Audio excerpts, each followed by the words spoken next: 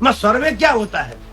Online payment કરી દે, પાછો phone કરવો જોઈએ મુખ્યમંત્રીએ કે જગદીશભાઈ તમારે તમારું ખેતર ધોવાઈ ગયું, અમારે ડ્રોન સિસ્ટમ થી પણ જોવાઈ ગયું, સેટેલાઇટ થ્રુ પણ સર્વે થઈ ગયો, અમારી પાસે તમારા બધા નામ સરનામું બધું આવી ગયું છે, તમારું ખાતું તપાસો તો તમારા ખાતામાં તમારી કમાણી જે 2-3 લાખ રૂપિયાની હતી વાર્ષિક, એ કમાણી ધોવાઈ ગઈ છે.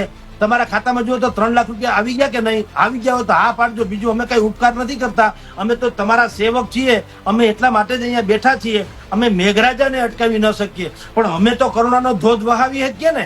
અમે તમને મદદ તો કરી શકીએ, કારણ કે તમારા થકી તો અમે છીએ.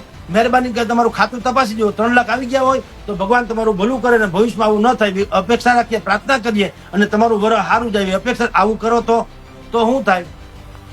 ગમે એવી સભા રાખે કોંગ્રેસ કે ગમે એવી સભા રાખે આમ આદમી પાર્ટી, કોઈનું પાવલું ન આવે, પણ દાનત તો જોઈએ ને.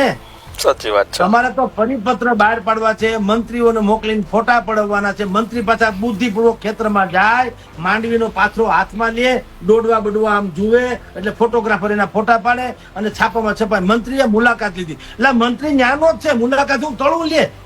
મંત્રી ન્યાને જ લાયક નહીં છે, પણ અહીંયા ખોટા કરી ગયા. અહીંયા તમારી જાણ ખાતર એ અહીંયા કરી ગયા, ફોટા પાડવા જોઈએ વિધાનસભામાં. જેને લાયક નથી, લાયક તો એ ખેતર નહીં હતા, તો ન્યાના તો છે, એમાં ફોટા શું પડાવવાના?